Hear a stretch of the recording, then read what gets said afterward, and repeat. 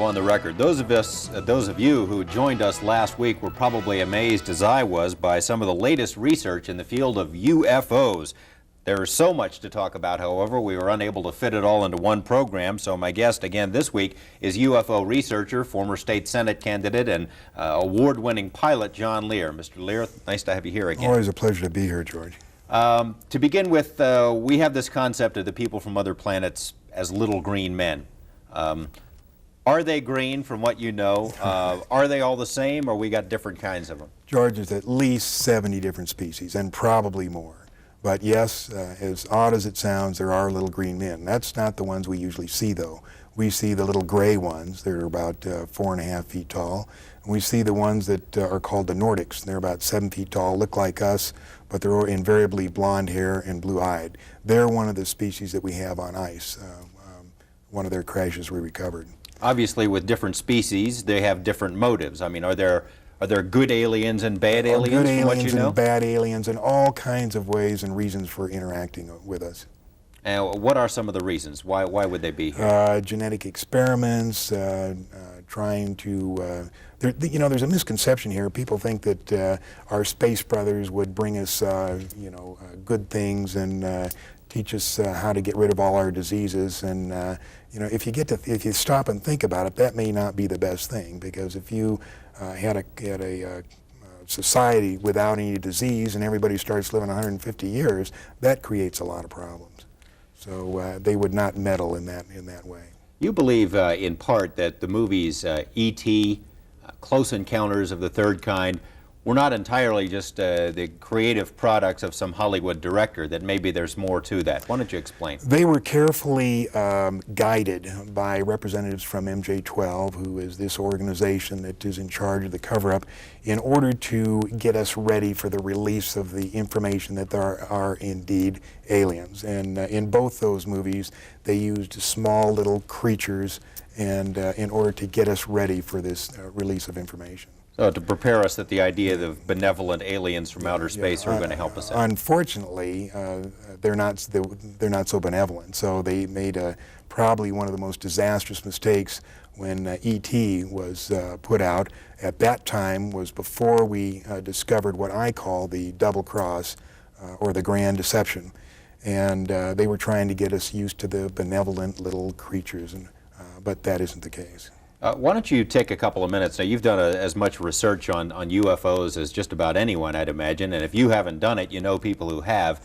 Where did it all start, and how have we put this picture together of where they came from and why they're here? Well, the whole thing started in July 2nd, 1947. That was the first crash. First crash of an alien spaceship. Of an alien spaceship. July 6th is when they recovered it and sent it to Wright-Patterson Air Force Base. July 7th is when they held the press conference and told the people it was a weather balloon, which the press bought hook, line, and sinker. September of that year, President Truman established MJ-12, and the purpose of that was to study the saucers and cover up the existence of UFOs. And you say we recovered alien bodies from that incident, right? 4 from that particular crash, yes. And what'd they do with them? They autopsied them.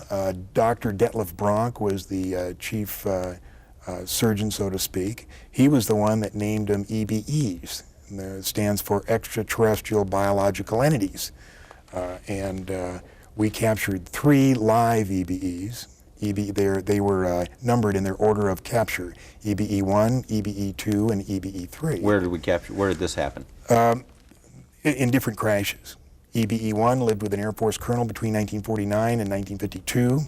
The EBEs are kept in an electromagnetic facility called a YY-2.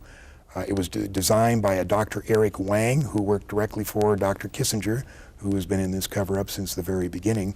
The reason they had to create an electromagnetic facility is the fact that the EBEs are so advanced, they're at least 500 million years advanced from us, and probably more. They can move by thought.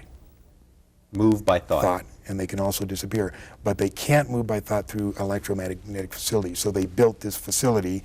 There was 2, one in Los Alamos and one either at Edwards or up at the test site. At Groom Lake, Nevada. At Groom Lake. Now there's still one EBE still living, EBE-3, and there is a videotape that eventually is going to be released to the public, and it's an interview with him. As hard as that may sound, as hard as that may be to believe, there is a videotape of an interview with EBE-3. And what is this language that the interviewers are? I haven't seen the tape, so I don't know.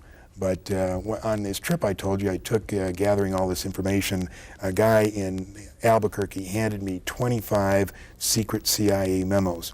And if anything can be humorous in all of this, one of these memos, in the body of the text, it said, by the way, EBE-3 wants to see the ocean.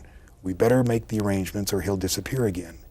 So while he couldn't get out of this facility, he could make himself disappear and cause him a lot of trouble.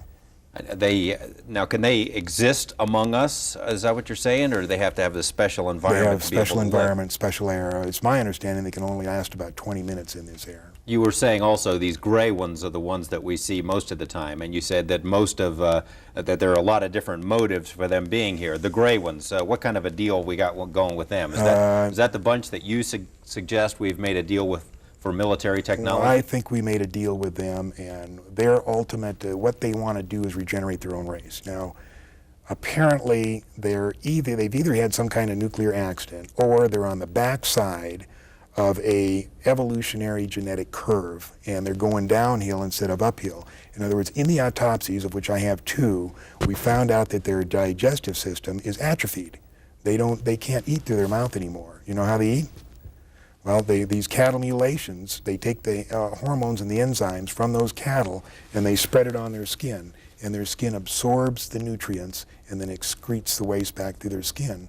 And if you read Whitley Strieber's book or listen to him talk, he talks about when he's seen them doing this to their skin, and they're scraping the waste off. Now, these cattle mutilations, there's been a film made about that, and perhaps in a couple of minutes we can take a look at some excerpts of that. Yeah, Strange Harvest was a good one, but another thing that happened here on March 4th, there was a documentary released on the best UFO photos that have been taken so far, including 1 minute and 38 seconds of videotape. Now, what happened is in November, this guy took these photos, took it into the TV station. They thought it was great, but nobody would believe it. So they spent 3 months checking the validity of the, authenticating the videotape and checking out the credibility of the witness. And when they had it all down, they put out this documentary, 30 minutes. I mean, it's ironclad. They're here. But do you think it got on the network? No, it was just showed locally in Pensacola. We have some of that, and perhaps when we come back we can take a look at it. So stay with us for more of On the Record.